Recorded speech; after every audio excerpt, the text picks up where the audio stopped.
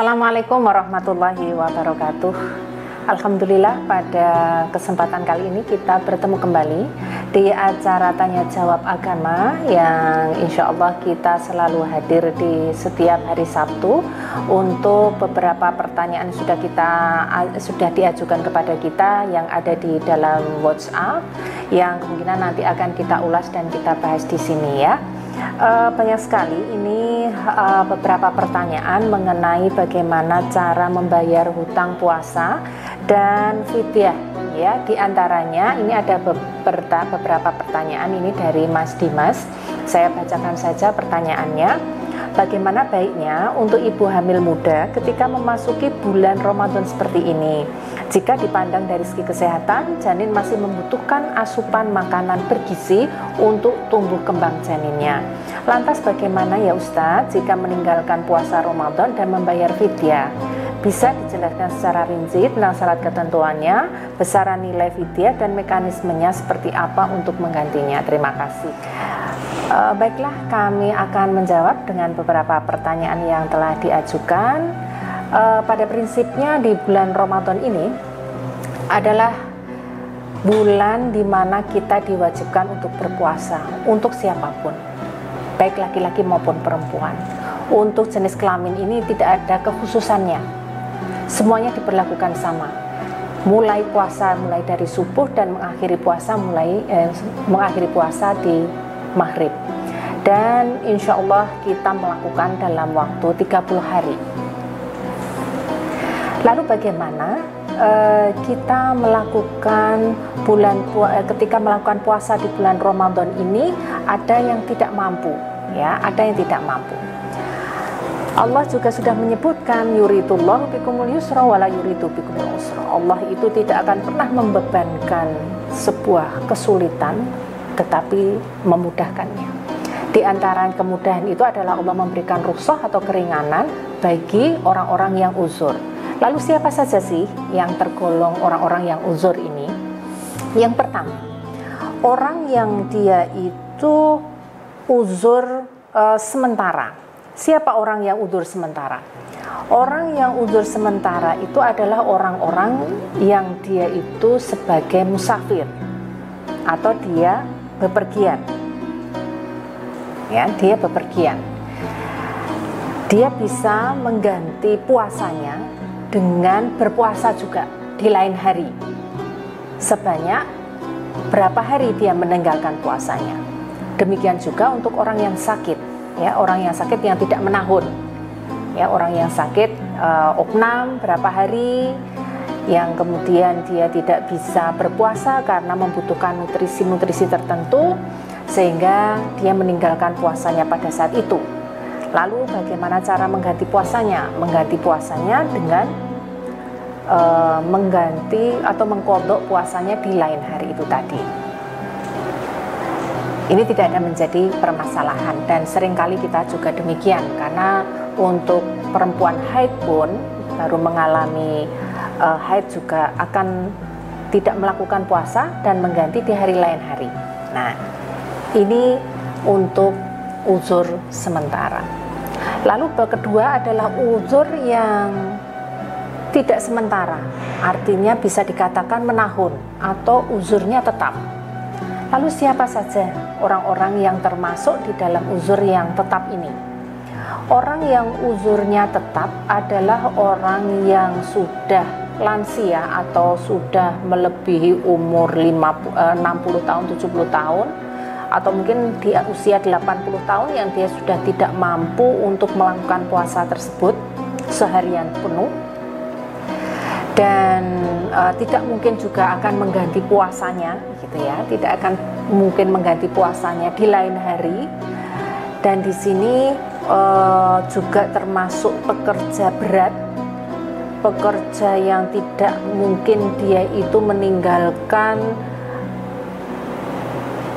mengganti puasanya, atau dia itu tidak bisa meninggalkan makan dan minumnya sehari-hari karena kerjaan yang sangat menyita energi.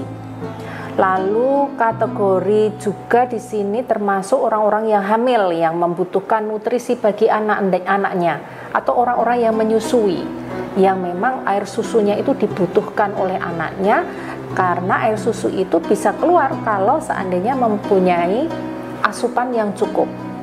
Nah, sehingga di sini untuk kategori orang yang hamil dan menyusui itu termasuk uzur yang tetap selama dia tidak selama dia tidak hamil atau sudah tidak menyusui, itu boleh berpuasa dan dia bisa menjalankan sebagaimana muslim yang lainnya.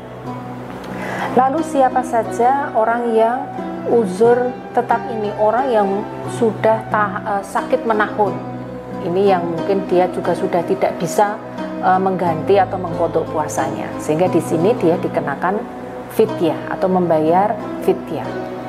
Membayar fidyah itu bagaimana? Membayar fidyah itu adalah membayar di mana dia memberikan makan kepada orang miskin, ya, memberikan makan kepada orang yang miskin.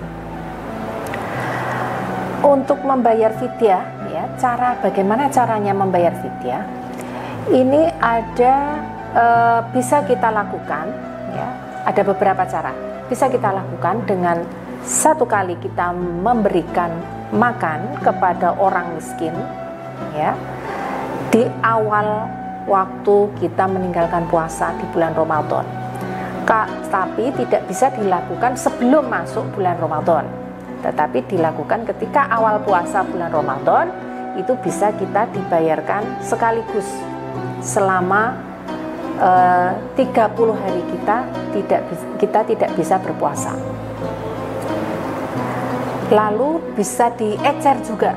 Diecer itu seperti apa? Ketika satu hari itu kita tidak puasa, kita memberikan makanan. Lalu sehari kemudian kita tidak bisa berpuasa, kita memberikan makanan sampai kepada 30 hari berikutnya. Lalu apalagi? Lalu bisa kita memberikan makanan itu kepada satu orang miskin, atau kepada 30 orang miskin dalam satu hari, atau kita memberikan satu orang miskin dalam 30 hari, atau bisa kita bayarkan sekaligus, ya, di awal kita berpuasa. Apa saja yang perlu dibayarkan kepada mereka? Memberi makan, santap makan yang siap mereka makan, gitu ya, nasi dengan lauknya, atau bahan makanan yang nilainya itu sekitar 6 ons. Kalau sahabat PKU itu bisa memberikan lebih, itu akan lebih baik, ya. Lalu bagaimana kalau kita itu bisa memberikan dengan nilai uang?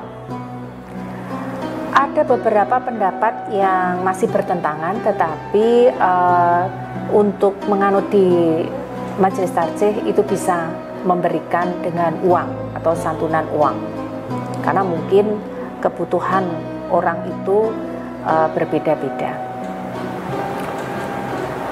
Dan bagaimana caranya ketika kita memberikan itu dalam satu tempat, artinya kita mengundang makan 30 orang miskin, itu bisa juga kita lakukan, ya, bisa juga kita lakukan. Lalu bagaimana caranya ketika orang yang fidyah itu malah justru orang yang tidak mampu, gitu ya, dia tidak bisa membayar.